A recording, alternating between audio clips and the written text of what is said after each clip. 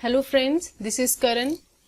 इसके पहले लेक्चर में हमने स्पीकर एंड डेप्यूटी स्पीकर के बारे में पढ़ा था। अभी नेक्स्ट हम पार्लियामेंट के ही चेयरमैन एंड डेप्यूटी चेयरमैन के ऑफ राज्यसभा के बारे में देखेंगे। जो वाइस प्रेसिडेंट ऑफ इंडिया होता है वही एक्स ऑफिशियो चेयरमैन होता है ऑफ द राज्यसभा। पहले भी हमने बताया था कि जो वाइस प्रेसिडेंट होता है उसकी एज अ वाइस प्रेसिडेंट कोई खास फंक्शंस नहीं होते परफॉर्म करने के लिए, उसको as a chairman of the Rajya Sabha ही परफॉर्म करना होता है और वो presiding officer of the house होता है। चेयरमैन जो है वो act as a president of India करता है जब प्रेसिडेंट ऑफ इंडिया या तो अपनी ड्यूटीज को परफॉर्म करने लायक अभी नहीं है, बीमार हैं, या फिर भारत से बाहर गए हुए हैं किसी दौरे पे, या फिर उनका अभी के लिए ऑफिस जो है वो एब्सेंट है। तो इस केस में इनकी एब्सेंस में जो चेयरमैन है वो एज अ प्रेसिडेंट परफॉर्म करेंगे। उस टाइम में जो चेयरमैन की जो ड्यूटीज हैं वो डेप्यूटी चेयरमैन के द्वारा परफॉर्म की जाएंगी। नेक्स्ट यहाँ पे जो हमारे फर्स्ट चेयरमैन थे एस राधाकृष्णन, उनका नाम दिया है और आगे टेबल बनाया है। ये क्वेश्चंस कभी पूछ सकते हैं, ये आप ध्यान रखना, इसको अच्छे से देख लेना। चेयरमैन ऑफिस से चेयरमैन को रिमूव किया जा सकता है, जैसे कि इनको सेम प्रोसीजर है जैसे हमने पहले भी देखा था कि वाइस प्रेसिडेंट को अगर रिमूव करना है तो इनका जो रिमूवल का इनिशिएशन है वो सिर्फ और सिर्फ राज्यसभा से ही हो सकता है, लोकसभा नहीं कर सकती। राज्यसभा में जब ये स्पेशल मेजोरिटी से पास हो जाता है 50% of the total membership of the house, total membership of the house से जब पास हो जाता है तब इसको लोकसभा के द्वारा सिंपल मेजोरिटी से पास किया जाता है। और जो डिप्टी चेयरमैन है उनको रिमूवल का भी सेम ही प्रोसेस है। और चेयरमैन का रिमूवल तभी माना जाता है जब उनको एज अ वाइस प्रेसिडेंट उनकी कुर्सी से हटा दिया जाता है। नेक्स्ट हम देखेंगे कि इनकी पावर्स हैं। जो पावर्स ऑफ द राज्यसभा है, चेयरमैन ऑफ द राज्यसभा है एंड लोकसभा, इनकी ऑलमोस्ट सेम है। जैसे स्पीकर के पास पावर्स होती हैं वैसे ही राज्यसभा के पास होती हैं, लेकिन इसमें ना एक्सेप्शन है, 2 एक्सेप्शन है, ये आपको रट लेनी है दोनों की दोनों। इसमें क्या है कि देखो, एक तो स्पीकर के पास पावर होती है कि वो मनी बिल डिसाइड कर सकता है, ये उसकी डिस्क्रिप्शन होती है, वो डिसाइड अगर कर ले तो फिर उसके ऊपर कोई और क्वेश्चन या डाउट नहीं रहता है। एक ये होता है कि वो joint sitting of the house जो होता है, 2 हाउस का ज्वाइंट सिटिंग होता है, उसको प्रिजाइड करता है, ज्वाइंट सिटिंग को प्रिजाइड करना एंड मनी बिल डिसाइड करना। लेकिन ये जो पावर्स है ना, मनी बिल वाली और ज्वाइंट सीटिंग वाली, ये दोनों की दोनों चेयरमैन के पास नहीं है, ये ध्यान रखना है आपको। उसके बाद में बाकी सारे जो पॉइंट्स है ना चेयरमैन के, वो सेम ही एज अ स्पीकर। जैसे जब स्पीकर के लिए के अगेंस्ट उसके रिमूवल का इनिशिएशन स्टार्ट हो जाता है, रेजोल्यूशन पास हो जाता है, तब वो जो इक्वालिटी ऑफ वोट होता है उसमें वोट नहीं कर सकता, लेकिन vote in the first instance कर सकता है। मतलब जब सारे मेंबर किसी बिल के ऊपर वोट कर रहे हैं उन सारों में से ही ये करेगा। लेकिन जब ये स्पीकर होता है तब ये जब सारे मेंबर कर रहे होते हैं इन द फर्स्ट इंस्टेंस तब वोट नहीं करता, लेकिन ये तब वोट कर सकता है जब इक्वल हो जाए वोट्स, मतलब कि जितनी पॉजिटिव में हाँ में वोट्स हैं उतनी ही ना में वोट्स होगी, तब उस केस में इक्वालिटी ऑफ वोट को भंग करने के लिए स्पीकर अपना वोट डाल सकता है। Same in the case of chairman भी है।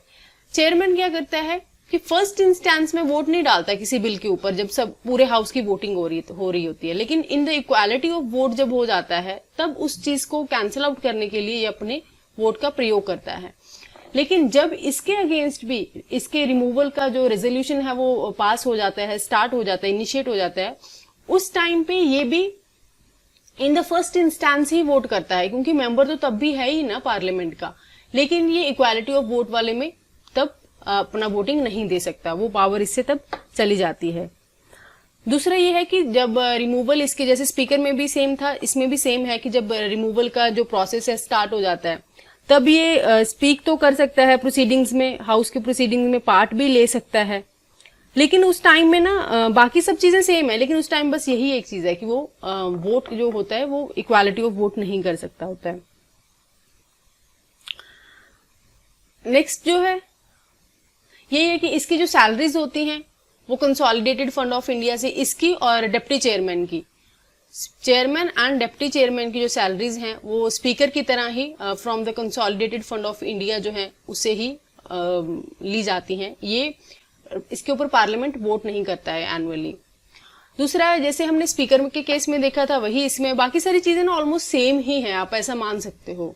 तो अगर आपने पेपर में कोई चीज मान लो नहीं पता है तो आपको स्पीकर का लेकिन याद है, लेकिन इसका नहीं याद है। जैसे मान लो पैनल आ जाए कि जो राज्यसभा का पैनल होता है, जो नंबर ऑफ पर्सन्स का चेयरमैन चूज होने के लिए एक पैनल बनाया जाता है, वो बाय प्रेसिडेंट होता है। तो यहाँ पे गलत हो जाएगा, भले आपको इसका नहीं पता है। अगर आपको ये याद है ना कि लोकसभा में स्पीकर वो पैनल को इलेक्ट करता है, तो तब आप यहाँ से आंसर निकाल सकते हो कि अगर लोकसभा में स्पीकर करता है तो फिर राज्यसभा में चेयरमैन करेगा, ये ऑब्वियस बात है। तो यहाँ से आप लिंक करके ऐसे निकाल सकते हो, मतलब जो चीजें राज्यसभा में लोकसभा में स्पीकर करता है वो राज्यसभा में चेयरमैन के द्वारा की जाती हैं, सेम चीजें। तो अगर आप एक का याद रख लोगे दूसरे का काम अपने आप से हो जाएगा। लेकिन ये एक्सेप्शन जो है ये ध्यान में रखनी है, ये रिपीट हो चुकी है, मैं बार बार बोल रही हूँ।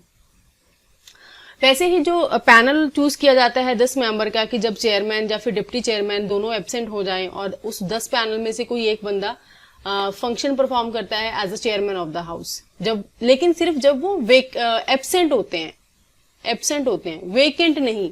वेकेंट के केस में तो दोबारा से इलेक्शन होके चूज होके आएंगे, ठीक है। ये भी चेयरमैन के द्वारा किया जाता है। उसके बाद में हम देख लेते हैं प्रिविलेजेस ऑफ द पार्टी। पहले देखते हैं कि ये प्रिविलेजेस को एंजॉय कौन कौन कर सकता है। पहला तो इसमें है कि मेंबर्स ऑफ द पार्लियामेंट, ठीक है, मेंबर्स ऑफ पार्लियामेंट करेंगे, प्लस साथ में अटॉर्नी जनरल भी करेगा। ये आपको याद रखना है, ध्यान में रखना है, ये इंपॉर्टेंट पॉइंट है। ये तो चलो हो ही गया कि मेंबर ऑफ द पार्लियामेंट सारे जो हैं वो ये प्रिविलेजेस को एंजॉय करेंगे। साथ में अगर कभी क्वेश्चन ऐसा आ जाए कि प्रेसिडेंट भी इंजॉय करता है, या फिर साथ में आ जाए कि गवर्नर भी इंजॉय करते हैं, ऐसे एक्स्ट्रा से आ जाए, जैसे चीफ जस्टिस ऑफ इंडिया भी डाल दो, तो हमें लगेगा कि हाँ ये भी अच्छी पोस्ट है, पोजीशंस हैं, मतलब कि ये तो हम जैसे बोलते हैं कि हेड ऑफ द स्टेट बोला जाता है इनको, nominal head of the state president को, तो ये भी करेंगे, वो गलत हो जाएगा। तो भाई ये ध्यान में रखना है, अटॉर्नी जनरल, सिर्फ attorney general and member of the parliament, ये दो ही हैं जो इसको एंजॉय करते हैं। बाकी पीएम तो मेंबर ऑफ द पार्लियामेंट है, तो ऑब्वियस है उसी में ही वो आ जाएंगे। ये दो तरीके की होती हैं, इंडिविजुअली भी वो एंजॉय करते हैं, ठीक है, कलेक्टिवली भी वो एंजॉय करते हैं, वो भी नीचे होगा कलेक्टिवली वाला, वो भी देख लेंगे। इसमें ये होता है कि दोनों हाउसेज में दोनों हाउस के जो मेंबर्स हैं उनको during the session of the parliament arrest नहीं किया जा सकता। और सिर्फ यही नहीं, उसके जब पार्लियामेंट का सेशन होना है, स्टार्ट होना है, उससे 40 दिन पहले एंड 40 दिन बाद भी उनके अगेंस्ट किसी भी तरीके की जो प्रोसीडिंग्स हैं, सिविल प्रोसीडिंग्स हैं, सिर्फ सिविल केसेस में वो नहीं की जा सकती। लेकिन क्रिमिनल में तो हो सकती है। मान लो वो कोई मर्डर केस या मर्डर चार्ज हो गया उनके अगेंस्ट, मान लो उन्होंने किसी के मर्डर में जो कॉन्स्पिरेसी में वो इन्वॉल्व हैं, तो ऐसा नहीं है कि तब भी उनको ये प्रिविलेज मिलेगी कि 40 दिन पहले तक उनको कोई अरेस्ट नहीं कर सकता, और सेशन के दौरान तो बिल्कुल ही नहीं कोई कर सकता है, सेशन के 40 दिन बाद भी नहीं कर सकता, ऐसा नहीं है। सिर्फ और सिर्फ सिविल केसेस में, ये यहाँ पे मेंशन नहीं किया हुआ है। सिविल केसेस में ये नेक्स्ट लाइन में है, सॉरी, यहाँ पे सिविल केसेस में उनको 40 दिन का इम्यूनिटी है। During the session also nobody can arrest them. उसके बाद में पार्लियामेंट में कोई भी जो सेशन हो रहा है, सेशन के दौरान किसी भी चीज के लिए उनको विटनेस बनने के लिए समन नहीं किया जा सकता। उनका जो फ्रीडम ऑफ स्पीच है वो एक बाउंड्री में ही है, जो मतलब कि पार्लियामेंट ऑफ द इंडिया है, उसके अंदर वो ऐसे नहीं बोल सकते कि कुछ भी कोई भी चीज बोलते रहें जो यूनिटी इंटीग्रिटी ऑफ इंडिया के लिए मतलब कि जो फेवरेबल नहीं है, ऐसी कोई चीजें वो बोल नहीं सकते। तो ये भी एक लिमिटेड हो जाता है उनके लिए।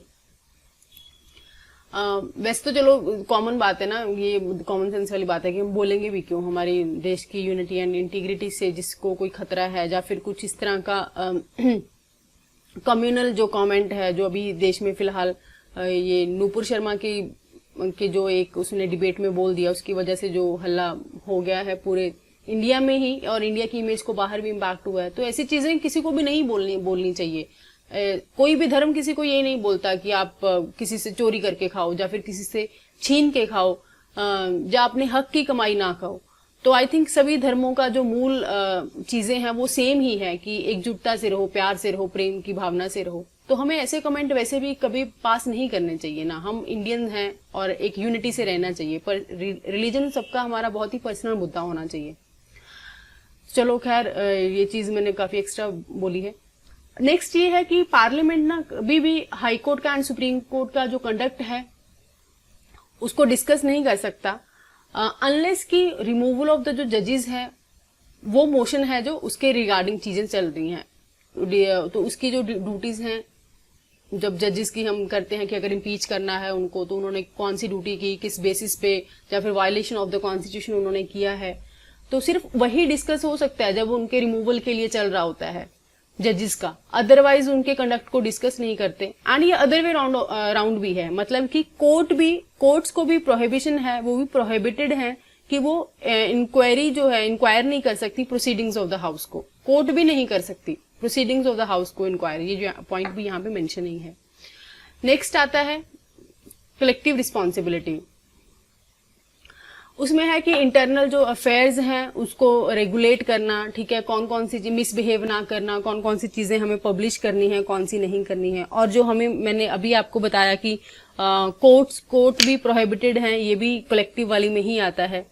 उसके बाद में है कि अगर किसी भी मेंबर को मान लो कि अरेस्ट किया जाता है या डिटेंशन पे है, या कन्विक्शन हो गया है किसी ऑफेंस को लेके, इम्प्रिजनमेंट हो गया है, या फिर रिलीज ऑफ द मेंबर है जो मेंबर ऑफ द पार्लियामेंट है, मान लो उसको अरेस्ट और ये सब चीजें हैं, तो उसके लिए इमीडिएट इन्फॉर्मेशन लेना भी एक तरह से उनकी कलेक्टिव रिस्पॉन्सिबिलिटी में ही आता है कि कलेक्टिव प्रिविलेजेस में आता है कि वो ऐसा उनके पास प्रिविलेज है कि अगर कोई मेंबर ऑफ द पार्लियामेंट है और वो कोई पकड़ा गया है किसी जुर्म में या कुछ भी, तो इमीडिएट इन्फॉर्मेशन वो ले सकते हैं कि क्या बेसिस पे हैं, कैसे उनको किया गया है।